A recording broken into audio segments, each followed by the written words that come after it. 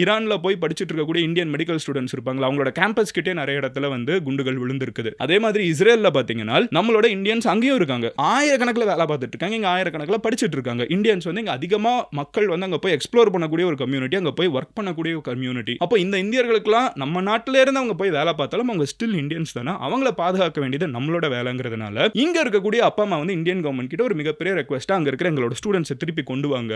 உக்ரைனுக்கும் ரஷ்யாவுக்கும் போர் ஆரம்பிக்கிறதுக்கு முன்னாடி அங்க அவ்வளவு மெடிக்கல் ஸ்டூடெண்ட்ஸ் படிச்சுட்டு இருந்தாங்க. அப்போ கூப்பிட்டு வந்தவங்க இன்னும் திருப்பி போகாம நிறைய பேர் இருக்காங்க. சோ இங்கெல்லாம் படிக்கக்கூடிய ஸ்டூடெண்ட்ஸோட அப்பா அம்மா இருந்துகிட்டு தயவு செஞ்சு எங்க பசங்களை கூப்பிட்டு வந்துருங்க, படிப்பு கூட அப்புறமா பாத்துக்கலாம், உங்களோட உயிருக்கு உத்தரவாதம் இல்லை, நீங்க கூப்பிட்டு வந்துருங்கன்னு சொல்றப்போ இந்தியா வந்து ஈரான் கிட்ட ஒரு ரெக்வெஸ்ட் மேக் பண்ணுது. அதுக்கு ஈரான் என்ன சொல்றாங்களா, ஏர் ஸ்பேஸ் கம்ப்ளீட்லி க்ளோஸ்ட், அங்க இருக்கக்கூடிய வானம் வந்து கம்ப்ளீட்டா க்ளோஸ் பண்ணியாச்சு. சோ ஃபிளைட்ல கொண்டு வர முடியாது. ஆனால் லேண்ட் பார்டர் இருக்குது, ஈரானுக்கும் ஆப்கானிஸ்தானுக்கும் லேண்ட் பார்டர் இருக்குது, ஈரானுக்கும் அசர்பைஜானுக்கும் லேண்ட் பார்டர் இருக்குது. இந்த மாதிரி லேண்ட் பார்டர்ஸ் மூலமா நீங்க இந்தியன்ஸை உங்க ஸ்டூடெண்ட்ஸை கூப்பிட்டு போய்க்கலாம். அவங்களோட நம்பர், பாஸ்போர்ட் நம்பர் என்ன, அவங்க எந்த வண்டியில வராங்க, அவங்கள யாரு கூப்பிட்டு வர போறாங்க, இந்த டீடைல்ஸ் எல்லாம் கொடுங்க. ஈரான் வந்து உங்களுக்கு ஹெல்ப் பண்ணும் நீங்க இந்த ஸ்டூடெண்ட்ஸ் எல்லாம் திருப்பி கொண்டு போகிறதுக்குன்னு ஈரான் வந்து இந்தியாவுக்கு ஒரு அஷூரன்ஸ் கொடுத்திருக்காங்க. ஸோ இது ஒரு சைடு நடந்துட்டு இருக்குது. இந்தியன் ஸ்டூடெண்ட்ஸ் அங்க இருக்கிறதுல அச்சம் இருக்குது. அங்க இருக்க நிறைய ஸ்டூடெண்ட்ஸ் கொஞ்சம் கொஞ்சமா வீடியோ போஸ்ட் பண்ண ஆரம்பிக்கிறாங்க, கொஞ்சம் கொஞ்சமா இங்க கொண்டு வரப்படுவாங்கிறதும் நம்மளுக்கு இப்போ தெரிய ஆரம்பிக்குது. அடுத்த ஸ்டெப் என்னன்னு பாத்தீங்கன்னா, இது எப்படி என்னோட வாழ்க்கையை பாதிக்க போகுது மதன், நான் இந்த வீடியோ பார்த்துட்டு இருக்கேன், இந்த வீடியோ நான் க்ளோஸ் பண்ணிட்டு போயிட்டேன்னா எனக்கும் இந்த டாபிக்கும் சம்பந்தமே கிடையாது அப்படின்னு கேட்டீங்கன்னா அதான் கிடையாது. 2025ல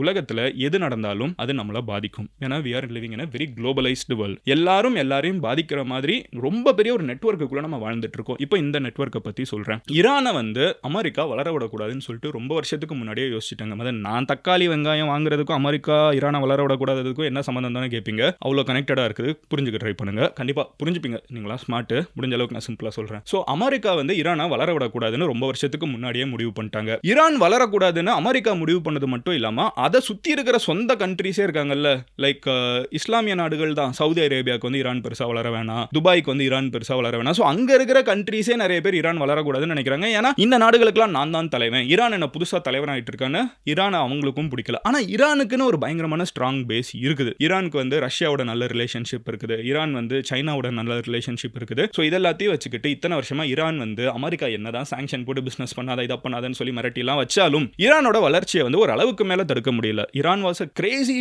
successful country, ஓகேவா? அந்த அளவுக்கு இன்னைக்கு இல்லைனாலும் ஈரான் வந்து ஆனா இன்னும் சஸ்டெயின் ஆயிட்டு இருக்குது. and it's a powerful country because of geography also. நீங்க ஈரானோட எல்லா சைடும் பாத்தீங்கன்னா மலைகள் இருக்கும், அதுக்கு ஈஸியா வந்து உள்ளுக்குள்ள யாரும் போக முடியாது. ரொம்ப வருஷமா வந்து நிறைய பேர் ஈரானை போய் கேப்சர் பண்ண நினைச்சு ஆயிரக்கணக்கான வருஷமா வரலாறுல நீங்க பெர்ஷியாவோட எம்பையர் அவங்க இத்தனை வருஷமா யாரும் பெருசா பிடிக்க முடியல, யாரும் பெருசா அவங்கள டாமினேட் பண்ண முடியல. அதுல இப்போ இருக்கக்கூடிய ஈரானை வந்து அவங்க பெருசா யாருமே வந்து பெருசா புலி பண்ண முடியல. ஏன்னா அவங்க பேரலா என்ன பண்ண ஆரம்பிச்சிட்டாங்கன்னா ரஷ்யா கூடயும் சைனா கூடயும் டைஅப்பும் போட்டு வைக்க ஆரம்பிச்சிட்டாங்க, ஓகேவா? சோ இப்படி இந்தியா கூட வந்து ஈரானுக்கு ஓரளவுக்கு நல்ல ஃப்ரெண்ட்ஷிப் இருக்காங்க. சாபஹார் ஏர்போர்ட், நாங்க சீ போர்ட் நம்ம கட்டிட்டு இருக்கோம். At the same time India Israel கூட relationship. India is a neutral spectator இந்த சிச்சுவேஷன்ல. இந்தியா விட்டுருங்க. பட் ஈரான் வந்து தெளிவா அவங்களுக்கு என்ன தேவையோ இவ்வளவு வருஷம் அதை பில்ட் பண்ணிட்டே இருக்காங்க. ஈரானோட மிகப்பெரிய ஒரு காரணம் என்ன, இப்போ ஏன் இந்த கண்ட்ரீஸ் எல்லாம் இவங்க கூட ரிஸ்க் எடுத்து இருந்தாலும் பரவாயில்ல ஃப்ரெண்டா இருக்கணும்னு சொல்லணும், ஈரானோட ஆயில். ஈரான் வந்து உலகத்தில் இருக்கக்கூடிய one of the biggest oil producers and ஆயில வந்து ஈரான் கண்ட்ரோல் பண்ணக்கூடிய பகுதிகள் இருக்குல்ல, கடல் பகுதிகள், அந்த வழியா தான் வந்து வேர்ல்டுல இருக்கக்கூடிய 5% ஆயிலே வந்து சப்ளை ஆயிட்டு இருக்குது. ஈரான் நினைச்சா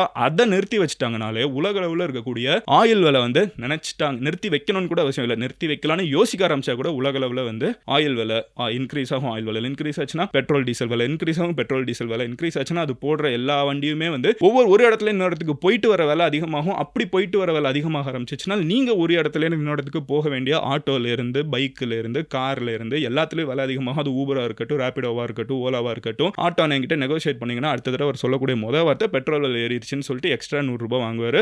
ஸோ இது எதையுமே நீங்க கண்ட்ரோலே பண்ண முடியாது. அந்த அளவுக்கு வந்து இது ஒரு ஸ்பைரலிங் எஃபெக்டா எல்லாரையுமே பாதிக்கும்.